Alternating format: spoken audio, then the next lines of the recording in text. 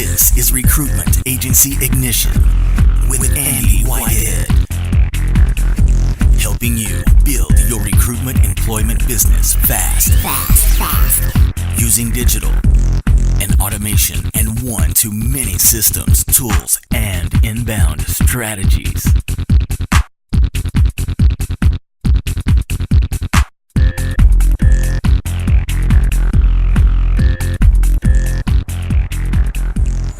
First off, Jim, how about you just take us through who you are, a bit of background about yourself? Sure. Well, I was pretty late into recruitment, so I'd had a business previous to that. In the mid-2000s, I had outbound call centers when the mobile phone industry really took off, when camera phones started, and business was great, quickly grew. And by the end of 2007, 2008, the legislation changed in terms of using distance zones for mobile phones. So we literally had a slow exit from that business, and I took 2 or 3 years out. Didn't do anything really, realistically. Just lived a nice life. Fast forward to kind of 2011, I was approached by a gentleman who used to be my accountant for my first company, and he's an accountant, sort of corporate financer, so he restructures business which are struggling.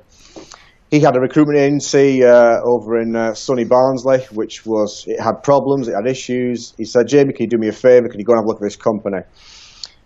That was me, off I went. So I had a look at this company, told him it was a bit of a mess and needed a lot of work doing. And that was the start of Clarico back in December 2012. And over the last 5 years, through our own growth in terms of traditional sales and 2 or 3 acquisitions, the business has grown from probably $1 million turnover in its first year to probably this year we probably do between 8 and 10 million. So it's had good growth. But within that, we've never really realized profits through our acquisitions. It's been a very painful growth. Yep. Because we've literally had to fight fires through that period. You bring new people into the business who kind of don't believe in what your kind of way of doing things, and it's just been a struggle. That's where we got to kind of the beginning of this year, is that we've grown at a really good rate, but we weren't realising profits. So of course, as a business owner, that can be quite frustrating. Yep. The temp market is difficult. It's a difficult industry to be in. So I suppose at the beginning of this year, I was kind of looking for other things to do with the business. So when we, if we backtrack to when we sort of got together, just before we got together, so Yep. maybe a month before, what was going on in your world then? What was sort of the three key challenges, pain points, or the 3 key things you were looking for at that time? What was going on that made you come to us? Well, I'd done a relaunch, in effect, in terms of setting out the objectives of the business for this year, in terms of how we wanted to recruit. Placed a lot of emphasis on how we better interacted with candidates, because I could see that the market's shifting. The methodology applied to permanent recruitment in terms of valuing the candidate is often lost on temporary and contract recruitment, because it's the seen as expendable. It's an unlimited resource. And with obviously the impact of Brexit and declining numbers of workers, I knew that we had to do more to kind of keep our temporary workers and our contract workers engaged and with us, because the cost to recruit is getting higher. It's more expensive. Advertising is going up. It's more competitive. So you're better to recruit once than recruit twice, 3 times, 4 times for your role. So I was looking. I knew that I had to change. So I started doing quite a lot of, I don't know, call it research, or just out of work. So I'd take the dog for a walk, and I was listening to some of your podcasts. The Recruitment Employment Confederation, sorry for plugging them on here, Andy, but they were doing something called a Scale Up Live project over a period of time, where they got kind of some of the UK's recruitment leaders to do kind of 1-hour kind of talks, and kind of to see where they thought the industry was going to go. So you take all that information on board, and then I suppose you start to formulate and think, right, we can't just keep doing the same as everybody else. We're not going to survive. For an agency like ours, we're always at the risk of getting gobbled up by one of the big players, Yep. one of the big high street brands. they will see us and think, oh, well, they've got a good business in that area. Let's just go and buy them up. And the reality is, at the time, I was just a third shareholder in the business. So I thought I need to do something to protect us as a business and just change the way we do things. Got it. So that time then, there was a case of with the onset of Brexit and the competitive nature of your industry then, particularly where you are, there was a need to change. Hence, yes. So when you had that need to make that change, what was going on? What was the? I know when you and I spoke previously, there were a few key drivers that made you think, this is what I need to change. This is why I need to change. So one of the things I remember you saying you were doing was driving up and down the country, kind of clean yourself. Yeah, we had our network of branches. We have two in the north of England, 3 in the north of England, and we have 3 down south. And I'm based up north in Wigan, so I was regularly doing the drive down the M6, which I know you have listeners overseas, but the M6 at the best of times is not the best motorway in England. And my day would be leaving the house at kind of 4:30 in the morning, 3 or 4 hours of driving to get through Birmingham, down south to maybe Swindon or Bristol. 3 or 4 hours worth of meetings with clients or with consultants, back up in the car. On the way back it's almost worse coming back for some reason. 4 or 5 hours. So you're talking 16 hours days, 8 of those in a car, and not really achieving anything because I mentioned this in a previous call, is that if you're only you're in effect working part time because you're sat in a car travelling down there.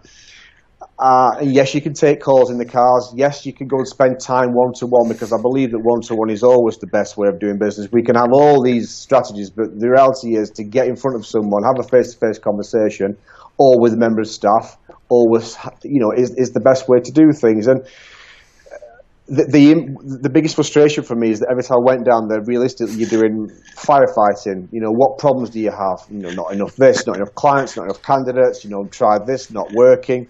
So you give your consultants your ideas. You'll redefine the service with clients. But by the time you then drive back up, you then go to another site, that message is lost because, shit happens, doesn't it? Things change. Another problem arises, and then it's maybe another week or 2 before you get back down in front of that person, that client again. And I just felt down, and I mentioned this before, is that I'd been I as a business owner, had been diluted so much that was having no impact in the organisation whatsoever, nothing at all. And the days, the months, the weeks were drifting by. Now, when you can see you're having steady growth, that looks okay, but I knew we could do more. I knew there was something more to this. I knew that we could be more profitable, we could be a better place for our consultants to work, we could be a better place for people to come and work for us in terms of our clients. So I think I sat down and I said to myself, I don't think all 3 key components for me are not working, in that my public staff are not happy because they're not getting the support that they want. Our temporary workers are probably not as happy as contractors are not as happy as they could be, because we're probably not making sure that the environment they're going to work in is as good as it could be. And number 3, as a shareholder, I suppose, is that I'm not happy because I'm not getting enough profits, so I'm not getting enough time. So really, all 3 of our kind of cornerstones were not as they should be. Which is great. Just take us through, if you could, maybe just pick out, the 3 big, 3 parts of this. I know there's hundreds of different things we do and strategies, but maybe the three the core that made a big difference to you so far, Jamie. Well, I think what will be helpful for people is that when I came to first join with you, Andy, I was going to push through perm recruitment and use all the strategies that you do. And that's what we started off doing. We actually have that model set up, ready to go in terms of there's a website built for a perm division of our business. And there is a data set built for that. But I quickly realised that there's a lot of what I was seeing could be kind of reverse engineered into the temporary and contract business. Yep. There's a lot of the strategies that could be used which could, add value and make us more efficient. So if we can be more efficient as recruiters and have more time to recruit, then we can increase our numbers of temporary workers and contractors we've got out there. So in terms of the 3 systems that we quickly used, was that we adopted the VA to start data set building, so that when we were ready, we'd have this ready-made desk to drop someone onto. LinkedIn will be built, The clients and candidates would be all sat there, so someone could literally start from day one with I would say a warm desk. It was all there. It's just a case of off you go and run with that. Yep. So number one for us was adding that value of data. The second was the use of Acuity, the online scheduling. So for us, what we do in the past is the application would come in, consultants will then start processing those applications, and what you're finding is that you're calling people that I'll say ghost. They're not ghosts because they're in work or they're not available at that time, but consultants are making 40, 50, 60, 70, 80, 90 calls a day and speaking to maybe 10 people. I don't know. You don't know the numbers, but hence, suffice to say, they're not speaking to enough people. So the fact that we very quickly, what we did is we used the Acuity linked into, so all the job boards that we used, we would use their scheduling to as an autoresponder. So as soon as they applied, it was a case of, great, we've got the application, scheduling with one of our consultants to book, a telephone interview or registration with us. So immediately we were creating a funnel of candidates coming through, of people that were there to speak to. They weren't just in work or whatever. They were arranging times when they could talk to us, so we could have that engagement with people. So it made us much more efficient recruiters. And I think then the biggest one for us is that, again, because we're in temp and contract, we acquire a lot of data on a day-to-day basis. It's massive, the amount of inbound traffic that comes to us. And over a 5-year period, we've built up data, but it's never been used. You get churn of consultants, so new consultant comes in, they go and start building their own pool of candidates, and all these people who maybe they weren't good enough at the beginning, or they let you down and they walked off an assignment, wherever it would be, they've just been forgot. And the reality is that we all move on in our lives. So a candidate that you had 5 years ago was no good, could have sorted their life out at this point and progressed in their career and be ready to be re-engaged with again. And we just weren't doing anything with that. So we immediately did a bit of testing with RRR in terms of testing the perm stuff, found out it worked, got some results, and then literally dragged a segment of our old database off for our temp and contractors, loaded it into a RRR campaign, and just inundated our inboxes with people who had previously expressed an interest to work but had kind of gone cold. We forgot about them. We all of a sudden have this real live data again that we could then convert into placements. Awesome. So there are three core components. So what I've spec out here, we've got data sets, VA, and I've not heard that the way you phrased it, but I guess that's exactly what the outcome is. You've created it's a ready-made desk, the phrase you used. So so the consultant comes and you say it's warm, already set up. Love that. So from the meeting, the inbound. So this is just for those guys who are listening. So as opposed to, say, Jamie making 90 calls a day and getting through to 10, it's a case of there's 40 guys booked into your calendar, et cetera, et cetera. So they're actually booked into your calendar. In RRR, so that's both had traction in the perm and the temp side, is it? Yeah, absolutely. Okay. So if we look at what we've got going on then here, if we got the data sets and we've got the data sets and we've got RRR, if we have that up and running, which you've got, I guess that gives your guys a ready-made pipeline, doesn't it?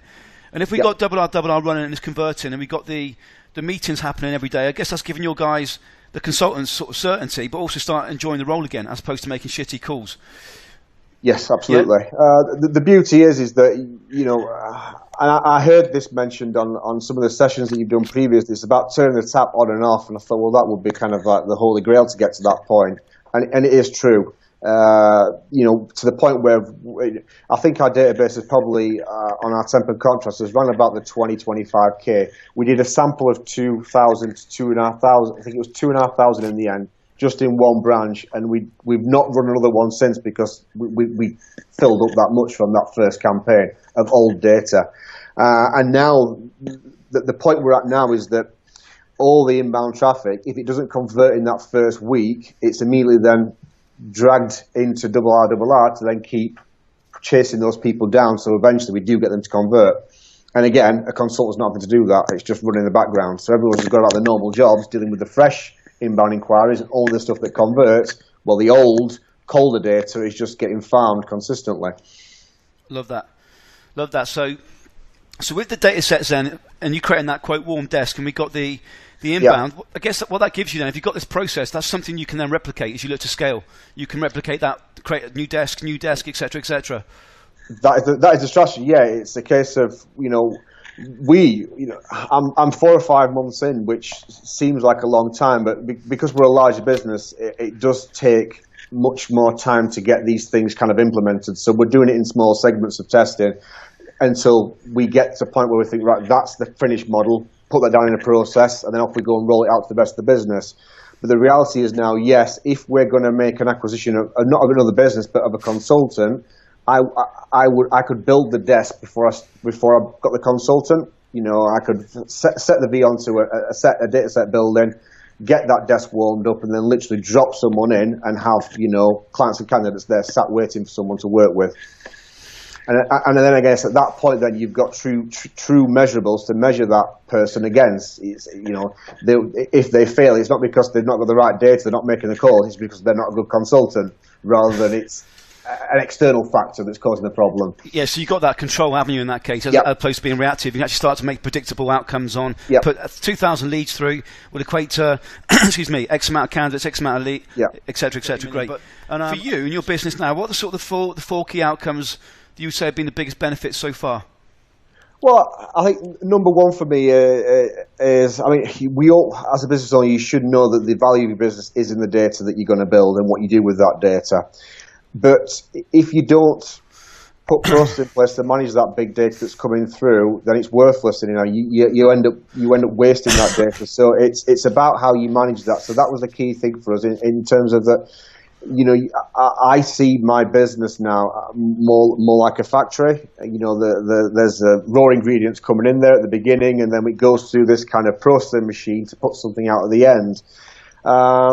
And then is that I suppose that there is a different way to do these things, and is that it's very easy as a business owner to think that you know best. I've worked in recruitment 10 years, I know it all. It's ridiculous. It changes, and you need to accept that whatever you did last year wasn't good enough. It needs to be better than it was last year. So it's about opening up your mind to different things. And I suppose being in an environment where ideas can be banded about, as I said on our previous calls, Andy, you don't have all the answers, neither do I, but if you've got other people who are figuring this thing out together, it adds more value, because in effect what you've got with the inner circle is you've got 60, 70, 80, 90 directors in recruitment who have all got ideas about what they can word in recruitment. So even if 10% that's good, if you take 10% from each idea and put that together, you've got something you can run with.